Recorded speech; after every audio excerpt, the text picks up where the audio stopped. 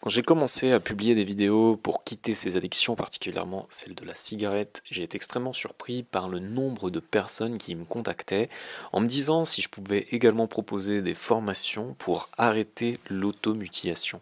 Ça m'a surpris parce que bien sûr je savais que ça faisait partie des addictions, hein. Les addictions, en fait, petit rappel, ça peut en vrai être tout et n'importe quoi dans la vie. On peut être addict à son smartphone, on en parle aussi, on peut être addict à mâcher des stylos, enfin vraiment peu importe, puisque la mécanique elle est toute simple, c'est-à-dire que souvent on va dans un comportement et puis parfois c'est juste pour compenser quelque chose qui nous tracasse. L'automutilation c'est souvent le cas, hein. C'est pour voilà, une manière de déstresser par exemple, une manière de passer une émotion qui est forte à l'intérieur et on la passe quelque sorte à l'extérieur en produisant cette automutilation qui peut être simple, hein. Ça peut être parfois juste se ronger les ongles, on n'est pas obligé de tomber dans des choses plus critiques, j'allais dire, où il va commencer à y avoir du sang ou autre. Non, ça peut être voilà, tout ce qu'on peut voir, c'est ces personnes qui se rongent les ongles, et peut-être que tu es concerné si tu regardes cette vidéo.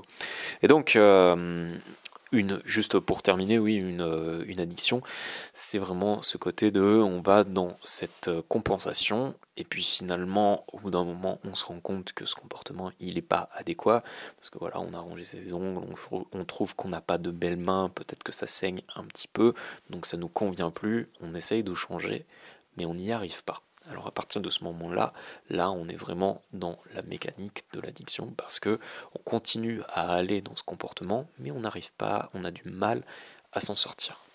Donc, ce que j'ai voulu faire, c'est bien proposer cette formation qui va permettre de quitter ça, parce que j'ai vu aussi que pas mal de personnes en fait étaient dedans, mais sans même s'en rendre compte. Et dans le sens où sur les réseaux sociaux, eh bien, beaucoup sont, comment dire, se retrouvent là-dedans, c'est-à-dire qu'ils ne se sentaient pas concernés par ça, et puis finalement, en voyant des personnes qui expliquent ce qu'est l'automutilation, qui expliquent souffrir d'automutilation, mais ils se rendent compte que eux aussi sont concernés. Donc je pense qu'il était temps pour ça d'en parler déjà, pour commencer, et puis ensuite de proposer des solutions.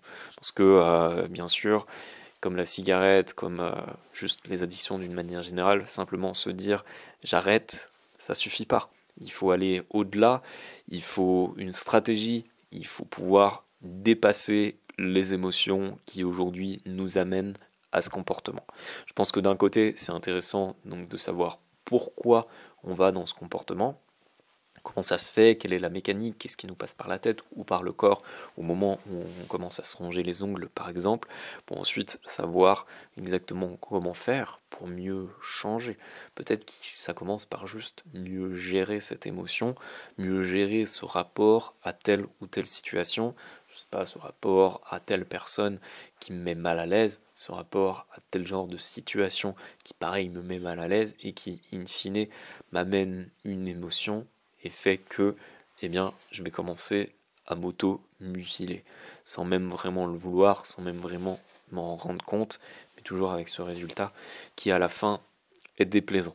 Donc beaucoup de gens, en fait, vont traîner ce comportement pendant des années, parfois parce qu'il est juste infime, c'est juste les ongles, mais mine de rien, sans jamais vraiment réussir non plus à s'en défaire. Ce qui fait que c'est devenu presque un acquis. Elles ont vécu avec ce comportement, elles sont restées avec celui-ci. Certaines pensent que ça fait partie d'eux-mêmes. Moi, j'ai discuté voilà, en coaching privé avec des personnes en hypnose privée, par contre, non, parce que je fais vraiment de l'hypnose et pas vraiment du coaching en général, surtout quand je parle des addictions.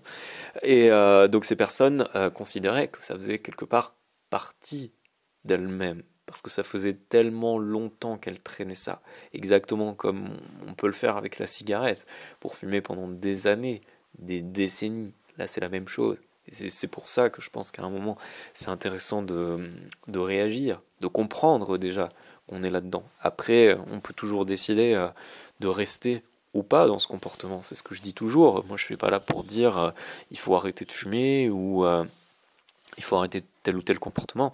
Non, ce qui m'intéresse, c'est aujourd'hui où est-ce que t'en es, pourquoi tu désires changer, quel est ton objectif, toutes ces raisons qui font que à un moment, la situation où t'es, elle te convient ou pas, et vers quoi ensuite tu as envie d'aller. C'est ça qui est vraiment intéressant. Je pense que d'ailleurs c'est valable pour tellement de choses dans nos vies. À partir du moment où juste on a un projet, on a envie de quelque chose, c'est intéressant quand même de savoir où on en est, pour quelles raisons on veut faire ça. Dès que l'objectif il commence à être complexe, en fait, ça devient indispensable. Sinon, on a assez peu de chances d'y arriver, malheureusement. Donc voilà pourquoi si on n'a pas aussi une stratégie pour l'automutilation, eh bien on va pas y arriver. Donc moi ce que je peux te recommander, c'est vraiment de faire ce point A, te demander où t'en es. Pour ça, la question que tu peux te poser, c'est juste qu'est-ce qui m'amène à ce comportement. Tu peux prendre un papier, tu peux prendre le temps de noter ce qui se passe dans ta tête, dans ton corps, comme je disais, dans quelles circonstances tu es, comment tu te sens au moment où tu commences à te ronger les ongles, comment tu te sens aussi au moment où tu as terminé de te ronger les ongles. Bon, c'est l'exemple que je prends depuis le début, hein, tu m'auras compris, c'est pas automatiquement à propos des ongles, ça peut être tout autre, ça peut être se gratter, se griffer, enfin bref, peu importe, il y a beaucoup de... Les exemples ne manquent pas pour ce qui concerne l'automutilation, et donc te demander ça, te demander ce qui passe à travers, tout simplement. Tu peux le faire par écrit, juste comme ça permet aussi de prendre une certaine distance vis-à-vis de ce que tu fais. Et puis ensuite, la deuxième étape, ça va être de te demander vers quoi tu veux aller. Qu'est-ce que tu souhaiterais faire? Quel serait l'idéal pour toi? Par exemple, je suis dans telle circonstance, ça m'apporte telle émotion, j'aimerais juste me sentir à l'aise, tu vois, c'est déjà quelque chose. Et ce que tu, pour aller un petit peu plus loin, tu vois, tu peux t'imaginer dans cette circonstance-là où tu es à l'aise et qu'est-ce qui te passe par le corps, comment c'est, est-ce que, voilà, comment c'est juste de se sentir à l'aise dans cette circonstance. Ça va en quelque sorte mâcher le travail de je vais dans la direction de mon objectif, je commence déjà à le rendre un petit peu concret parce que je m'entraîne finalement déjà à être comme ça dans cette circonstance. Ensuite, pour aller encore plus loin, moi ce que je te propose de faire, c'est que j'ai tourné une formation pour t'accompagner dans cette démarche. Je ne dis pas que c'est indispensable hein, d'avoir une formation, mais ça va quand même aider. C'est-à-dire que d'une manière générale, aller trouver une aide extérieure pour faire en sorte qu'on se pose des questions qu'on ne s'est jamais posées, ou alors prendre du recul en se faisant une hypnose guidée, moi c'est notamment ce que je te propose dans la formation, eh bien ça aide à juste ancrer le changement. Tu sais, quand on a ce rapport avec une personne extérieure qui nous parle, qui nous guide, souvent on prend juste une autre dimension. Une dimension qui est dans l'idéal accessible quand on est seul, mais c'est un peu plus défiant en fait, tout simplement. Alors que si tu décides de te faire aider, et vraiment je t'encourage à le faire, hein, quand tu décides si tu veux changer de comportement, quel qu'il soit, vas-y, va te faire aider, c'est vraiment une des priorités en fait. C'est ce qui va, juste ce qui va te permettre de changer beaucoup plus rapidement, donc de gagner du temps, donc de te sentir mieux plus vite, et franchement, quel est le prix de ça? Parfois, enfin, je comprends que ça puisse rentrer en compte les questions, par exemple, de finances. Je décide d'économiser un petit peu et de faire par moi-même. Mais si c'est pour se traîner un comportement encore plus longtemps, pendant des semaines, des mois, voire parfois des années, est-ce que ça peut pas être aussi vu comme un excellent investissement que juste aller voir quelqu'un? En tout cas, là, cette formation que je te propose, moi, je l'ai voulu à un prix tout à fait abordable. D'ailleurs, je le dis toujours, je ne suis pas dans cet esprit de faire des promotions pour inciter les personnes à consommer, etc. Non, ce que je veux à la base sont des personnes qui sont engagées, ça c'est clair, et surtout qui ont conscience de leurs besoins. C'est-à-dire que la personne doit avoir envie de changer, donc ça fait partie de l'engagement.